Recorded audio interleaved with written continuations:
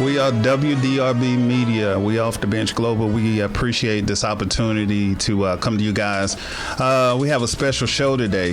We have Sharonda Coleman online right now. I'm trying to rush to get her onto the show because she has a lot going on when it comes to her family. And we appreciate, one, that Sharonda is a devoted mother, wife, and we thank you for everything that you're doing, not just for your family, but also in the community. You really rock. Do I sound cool? Yeah. Do I sound cool? But we really, yes. So do people still use the word rock?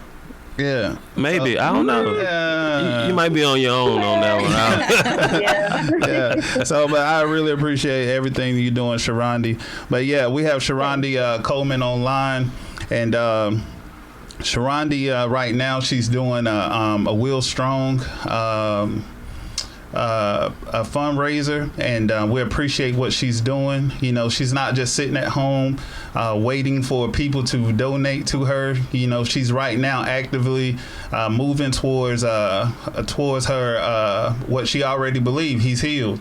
So we really appreciate everything that she's doing when it comes to Will Strong. So Sharonda, how are you? I'm good. How are you? I'm doing well. I cannot complain, and I dare not complain with everything that you got going on. You know, you are encouraging and motivating me, and also the studio. We're excited about everything that you're doing when it comes to Will Strong and the fundraiser. So yeah, just tell the people a little bit about what's going on with your process right now. All right. Well, my husband is William Coleman. I'm his wife, Sharonda Coleman. He suffered a stroke back in 2015, and it affected his heart a month later. He went into cardiac arrest.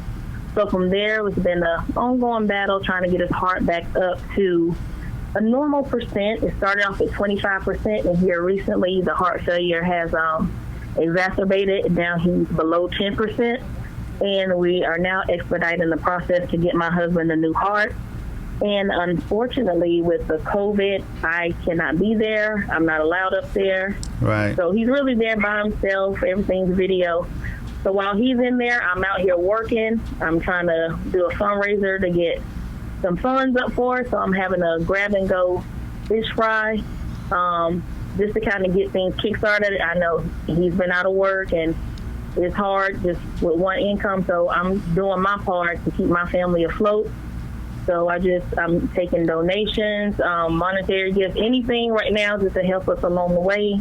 Mm-hmm. And anything that's donated is greatly appreciated. Yes, and that's the thing. I really appreciate what you're doing. We want you to actually put out the handle as far as the Cash App and all the information. I know that you have a lot of stuff that's on social media where people can follow and make sure that they are able to donate. But I want to let people know a little brief thing about Will Coleman. Will Coleman is in the community. He actually mentored a lot of the inner city youth when it comes to Black males. We thank you for everything that he's doing. And Will is a person that will not ask you for a thing. But I really appreciate everything. This is a man that loves the community. He loves his family, and I know, Sharonda, it is hard for you to not be around your husband due to the COVID-19, but you're supporting him from a distance, and also your two boys. And we thank you for everything. C4 and Turbo, we're giving you shout outs as well. So really holding up your mother. We really appreciate everything you're doing. But again, I know that you got to go. Maybe the doctor's getting ready to call you. Really tell them the address as far as the pickup and go. Where they can pick up the food and also the Cash App. Okay, so the pickup and go is going to actually be at my house. I have a team working with me. If you want to place an order, you can reach out to me on Facebook. I have my inbox open. It's Sharonda Coleman is my Facebook page. My hashtag is Sharonda Coleman. And I have Venmo available, which is Centavious Coleman, and I can send those to Curtis if you need spelling. But Gotcha. yeah, that's about it. And we're just asking everyone near and far to keep us in prayer, keep us lifted, keep us covered, and we just come out on the after this part of this whole testimony. Yes, I'm excited for the testimony. But again, follow her at the handle she just gave, and also we're going to have it on our website to make sure that you guys continue to follow and be consistent with it, because we are for the community, and we thank you, Sharonda, for taking the time out in this time, this rejoice time. We excited about everything in the testimony. Again, we say, have a good day, okay? Okay, thank you so much. All right, no problem. All right, bye.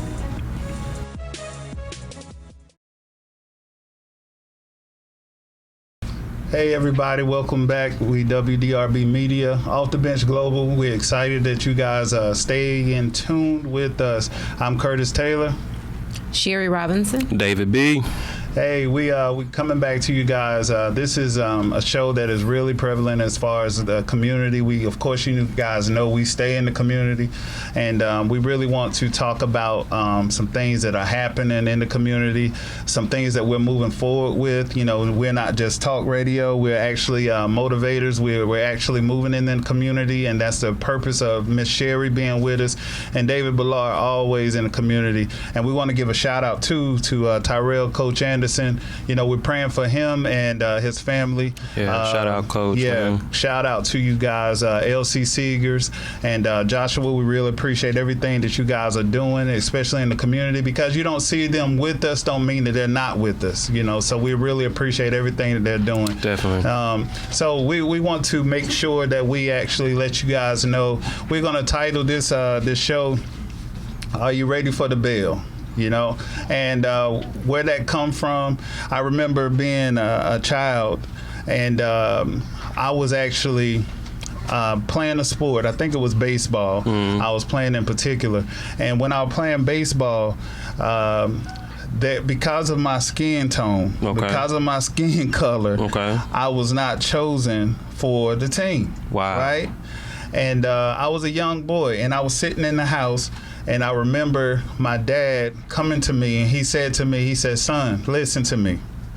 He said, not because of your age, not because of your height, when you go out there in the world is going to fight you. Right. Mm-hmm. They're going to fight you, but don't you give up. That's right. Don't you give up. And I appreciate that comment. I didn't really understand as a child what he meant, but over time, I've learned more and more, and by I've learned, especially, and that's what keeps me motivated, in the community. I'm not giving up. This is not a sprint. This is a marathon, right. So we got to really take our time to understand. And that's part of why we having Miss Sherry here. And also, David, you already know what time it is. That's right. And Miss Sherry, I worked with you for a while, and I don't want to talk about what you do. I want you to talk about and speak about what you do and why you do what you do. And that's the purpose of this show when it comes to your why. So, Miss Sherry Robinson, I'd love to hear from you. Hello, everyone. I am a teacher with Charlotte-Mecklenburg School System. Okay. I've been teaching since 2008. Right. And the issues that we face with Charlotte-Mecklenburg schools, when I started out teaching, I was a substitute. So I got to go around to different schools to see how they were run, how the different... from the spectrum of how different the schools are here in Charlotte. Right. And as the years pass by, and as I get older and get more seasoned in this profession, you see that the schools are segregated here in Charlotte-Mecklenburg schools. That's right. They are very segregated. The school that I teach at is 98% African American and Hispanic. Right. And the staff is mostly African American. And if you go to other schools here in Charlotte-Mecklenburg schools, you may see Caucasians. Right. And you might see one or two just to say that they have a little bit of diversity. That's right. And recently, I started looking into diversity and inclusion with Charlotte-Mecklenburg Schools. If you go to their website, they talk about the students being diversified within schools, but it also needs to be, the staff needs to be diversified. Even at the top down, it needs to start there first before we can integrate students to be diverse. That's right. That's So right. it's Yeah, it's eye-opening. trying. Yeah, and the thing about it is we're going to have a lot of the information that we're actually talking about. We're going to have this, in the description as far as where they can follow us. We're not just talking. These are live events. This is happening. We're going to talk about Audrey Kell, but one of the things that I want to talk about is McKinney-Vento. McKinney-Vento was a program that helps the kids that's displaced, positioning them in a school system where you don't have to question about personal things that's going on with them in their life.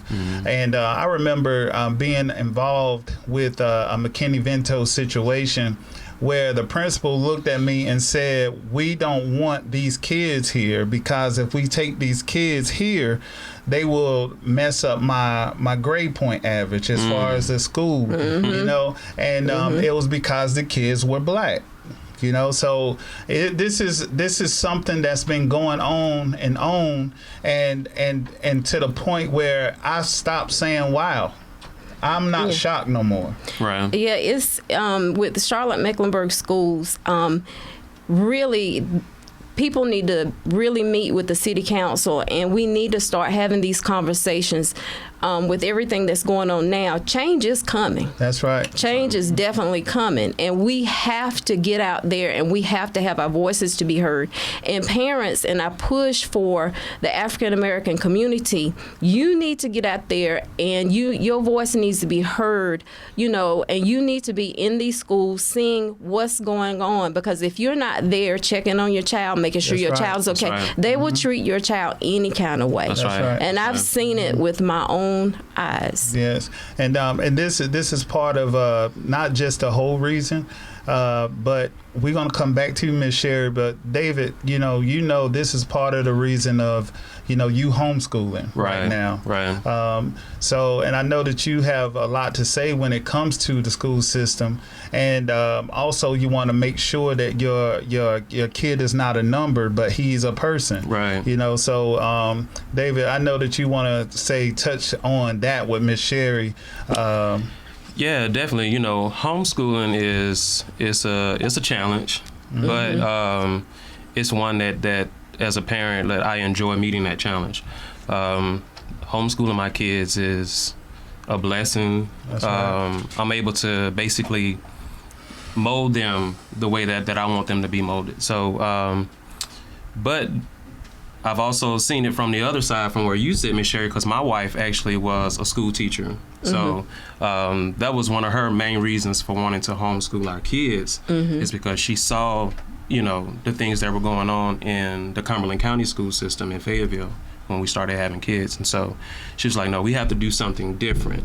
Now, I'm not saying that all parents should do that, but we should definitely do something to begin to get people's attention, because if every black parent was to start homeschooling, then that would greatly affect the pockets.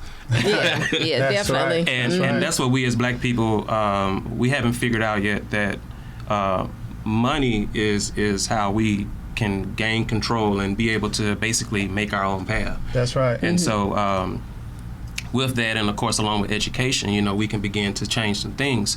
The Montgomery boycott, when those black people stopped riding that bus, That's right. Yes, That's right. yes, exactly. I think it got some yes. people's attention. You know what I'm right, saying? that's right. And so sometimes that's the only way you can get people's attention, is by affecting their pockets. But going back to the homeschooling, I love homeschooling my kids. We have no disciplinary problems. Just listening to my wife, so many young black men get IEPs simply because they feel that they have behavioral problems. That's right. When that's literally not the case. Like, every child is different. You know, we have Amen. 6 kids, and each one of them learns differently.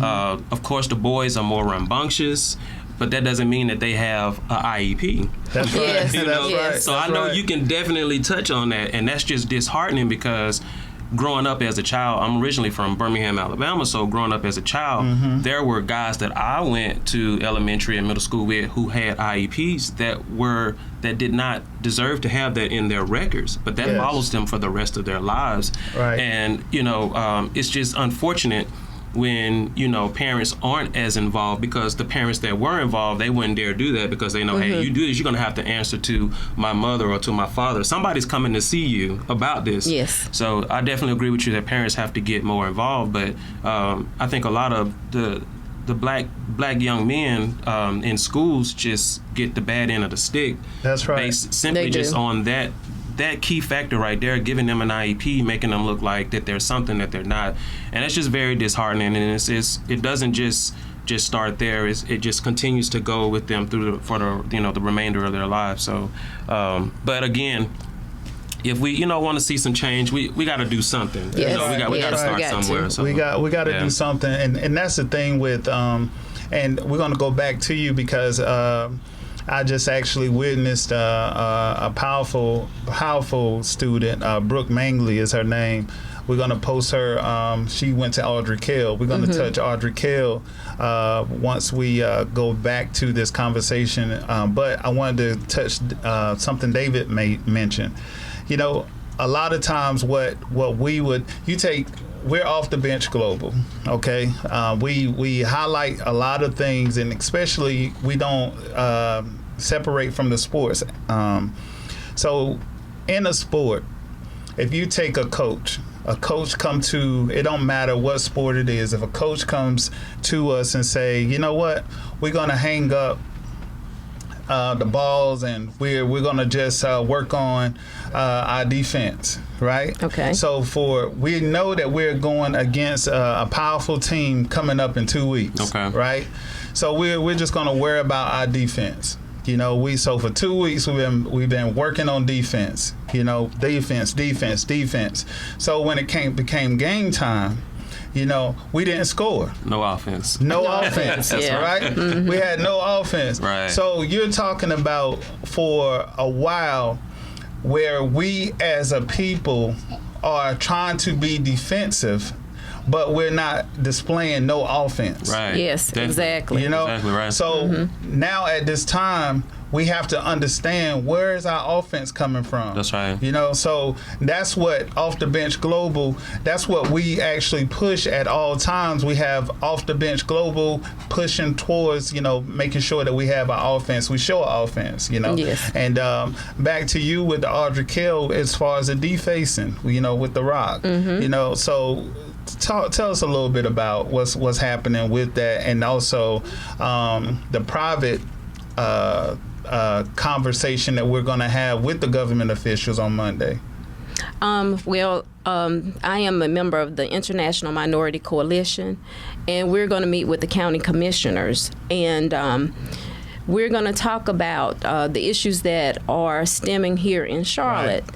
And we want to make sure that while the world outside of us is marching and trying to make a change, that here in Charlotte, we're behind making that change. That's right. Because That's right. sometimes we lack behind. That's For right. some reason, we don't come together and make sure No that offense. that we're pushing through. Right. And you're gonna have to push through. You can't just just because we have an African American mayor and you have an African American superintendent, or you have African Americans that hold different positions here in Charlotte, racism is still here. That's right. That's right.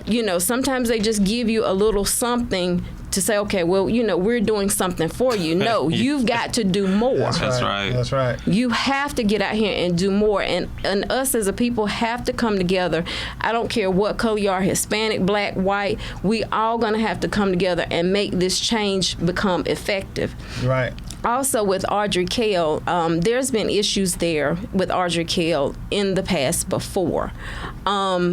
and I think it stems back, if I'm not 100% sure, I have to go back and read my notes, but remember when Harding high school, had the winning football team, and the coach needed wanted a new football field, and I think Argyle over in that situation, they had a problem with that, and so if this man is producing young black and white, Hispanic, whatever team that's a winning team, Right.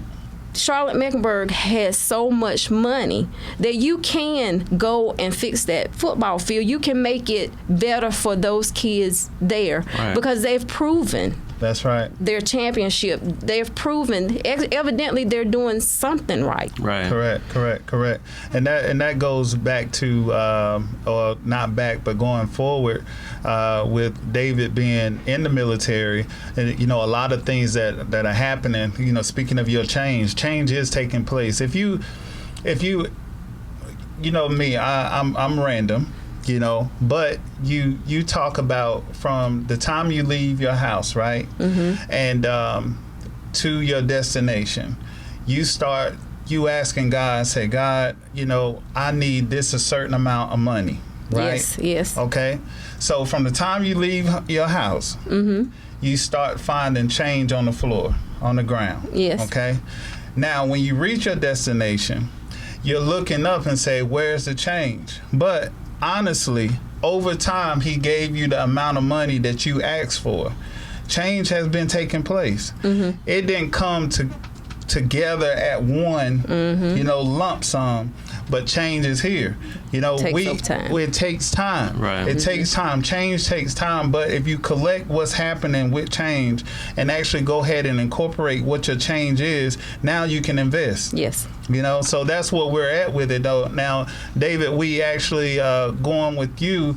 You being military, you hear all the stuff that's happening as far as Confederate flags coming down. You see what they're questioning about the military bases. They're changing the names of the military bases.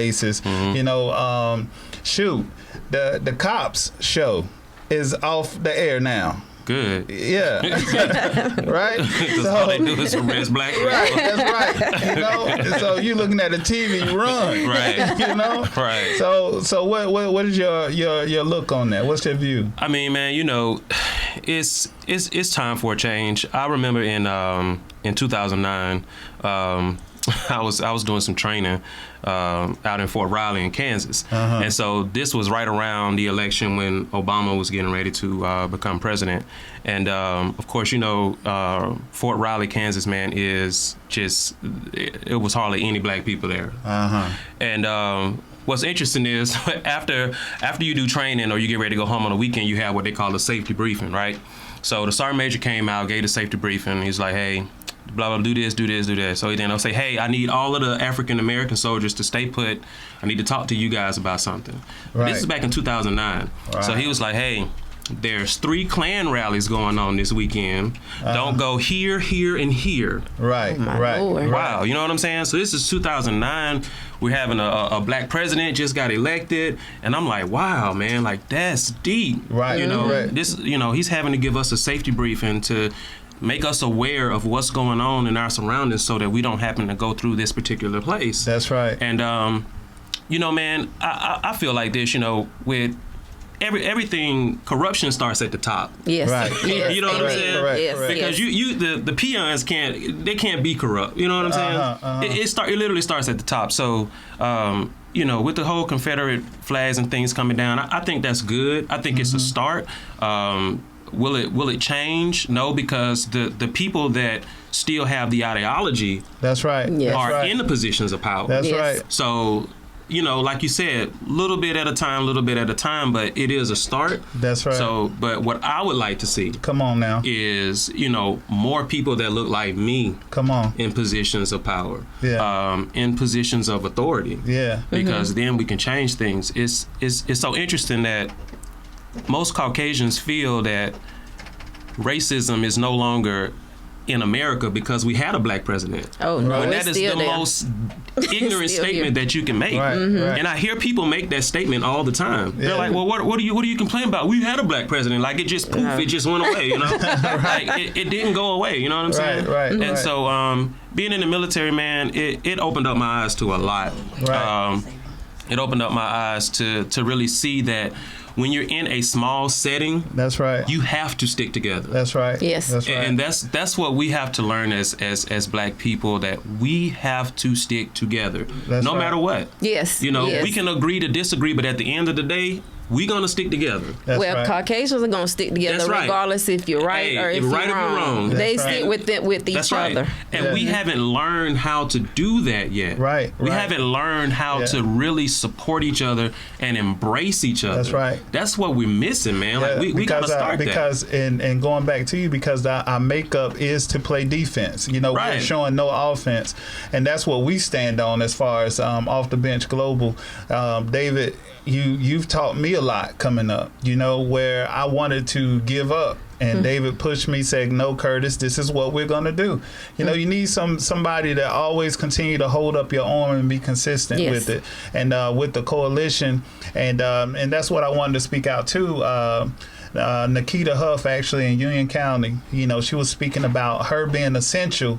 You're talking about the medical field right now. You know, they are essential, where they need to have policy or some relief funds, you know, directly to them, but separate from the group. Yes. Right. You know, yes. so I think that is important for we as a people to actually incorporate that, and we're going to talk about that on Monday too, when we meet with the government officials with this private event at the park. You know, with the IMC and different coalitions that we actually we come together, because we are a voice of the community. Yes, That's we right. are. Yeah, That's yeah. right. And a lot of times people don't realize that we really out here, and we're really moving for the people, and we're not just talk. That's right. Yes. That's right. We're not just talk. And Miss Sherry, I'm gonna let you say what you need to say, because you're so important when it comes to the community.